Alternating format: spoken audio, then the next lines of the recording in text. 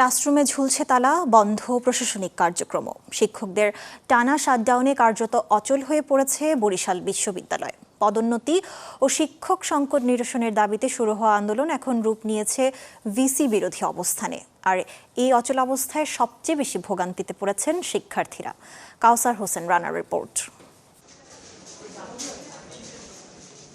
Classroom তালাবদ্ধ, প্রশাসনিক ভবনেও নেই স্বাভাবিক কার্যক্রম। শিক্ষকদের ঘোষিত কমপ্লিট শাটডাউনে থমকে গেছে বরিশাল বিশ্ববিদ্যালয়। পদোন্নতি, শিক্ষক সংকট নিরসন সহ কয়েক দফা দাবিতে আন্দোলনে নেমেছেন শিক্ষকরা। এতে বন্ধ রয়েছে ক্লাস, পরীক্ষা সহ একাডেমিক কার্যক্রম। দুর্ভোগে পড়েছেন সাধারণ শিক্ষার্থীরা। সেশন জট নিয়েও বাড়ছে শঙ্কা। শাটডাউনের ফলে আসলে সবথেকে বেশি অসুবিধা আমরাই পড়ছি যারা শিক্ষার্থীরা আছি, কারণ আমাদের অনেকগুলো ব্যাচের ফাইনাল পরীক্ষা চলতেছিল। কোরবানির আগ মুহূর্তে ফাইনাল পরীক্ষা শেষ হয়ে যায় অনেকগুলো সেমিস্টার, তো আমাদের পরীক্ষাগুলো বারবার করে ক্যান্সেল হয়েছে।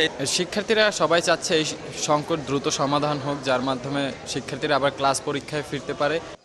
আন্দোলনের অংশ হিসেবে বিভিন্ন বিভাগের বিভাগীয় প্রধান, ডিন, ছাত্র উপদেষ্টা সহ প্রায় ৭০ জন শিক্ষক প্রশাসনিক দায়িত্ব থেকে পদত্যাগপত্রে স্বাক্ষর করেছেন।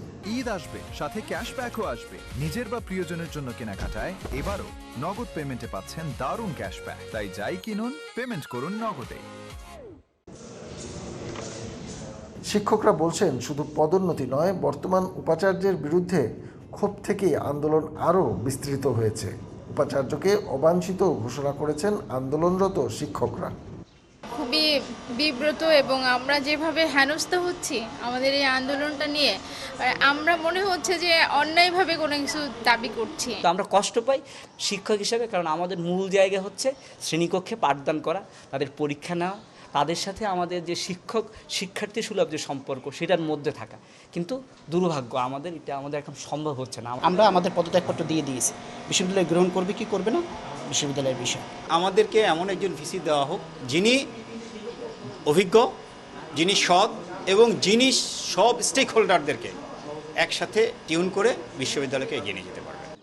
গত ২০ এপ্রিল প্রথম দফায় টানা ১০ দিনের শাটডাউন কর্মসূচি পালন করেন শিক্ষকরা। পরে বিভাগীয় কমিশনারের মধ্যস্থতায় দাবি বাস্তবায়নের আশ্বাস পেয়ে ৯ মে পর্যন্ত সময় দেন তারা।